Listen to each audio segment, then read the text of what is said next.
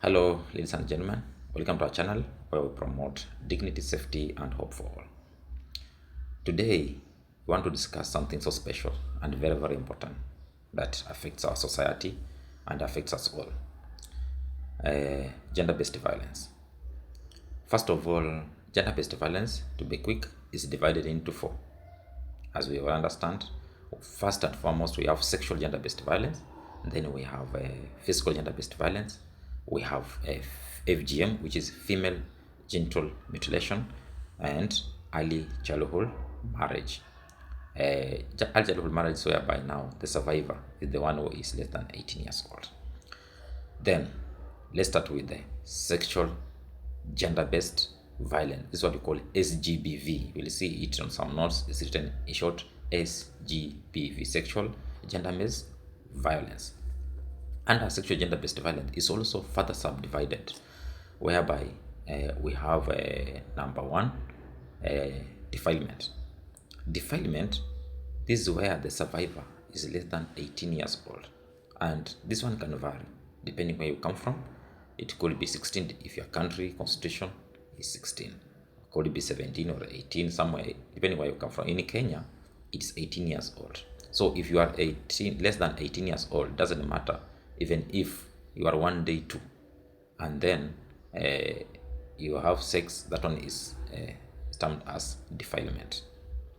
And now here, the defilement, it means penetration took place, and penetration took place in or in a genital. You are able to notice the penetration.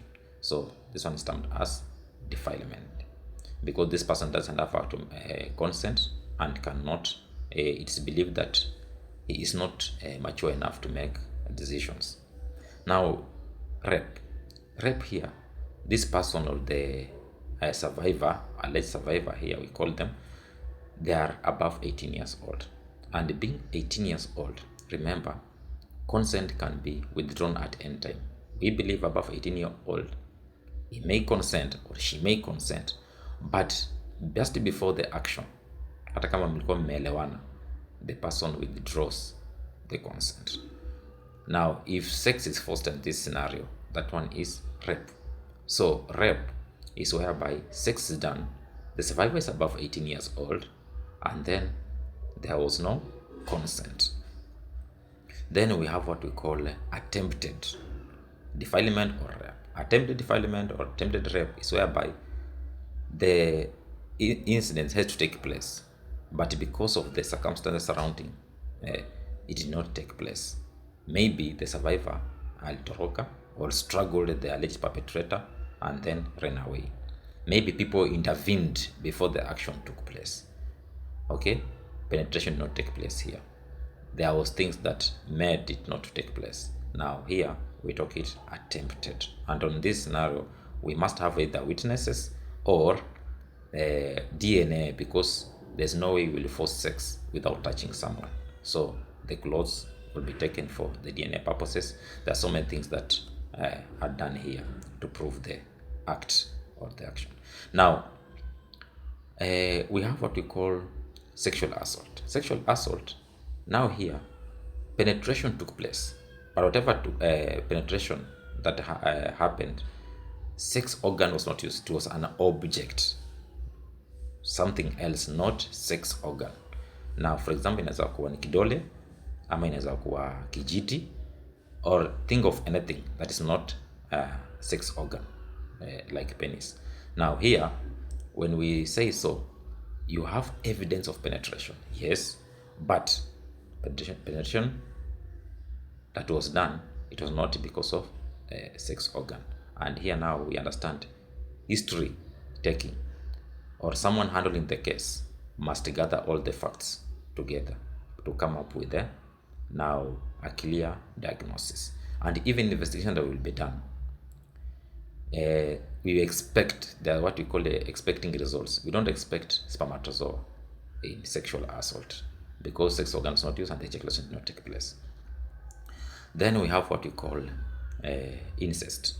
Incest is whereby now sex is done within the family members. Alleged perpetrator and survivor, they are family members, and here could be between a brother and brother, father and daughter or son, whichever way. Now, here we call it incest.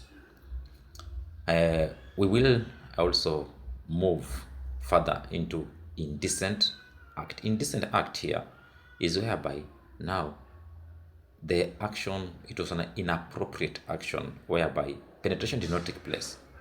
The things that happened here, for example, someone will come in and say, alinishikashika matiti, touched my breast, or alinigusisha dudu yake. This is where many survivors or kids come reporting. The dudu here means the penis, or someone touching the genitalia part of a minor or survivor inappropriately. Now here, this one is indecent act. Why do we say so? There's a lot of confusion in indecent act and attempted. Indecent act, this person intention maybe it's not penetration, just want to touch, is touching and preparing, want to see, is gauging how will the survivor behave. And remember, this is how many perpetrators begin. They start with indecent act, okay, then they progress to sexual assault, and then they progress to defilement. So we need to understand all this scenario. So indecent act is how they begin. They touch first, or wanaambia mtoto guza nishikashike huku, and then from there then it graduates to a serious offense. So let's all understand all this, and today help us in tackling or handling these cases, even in our communities or at our hospital setup. We have other forms of gender-based violence which we will discuss. Let's stay tuned, and thank you so much, and be blessed.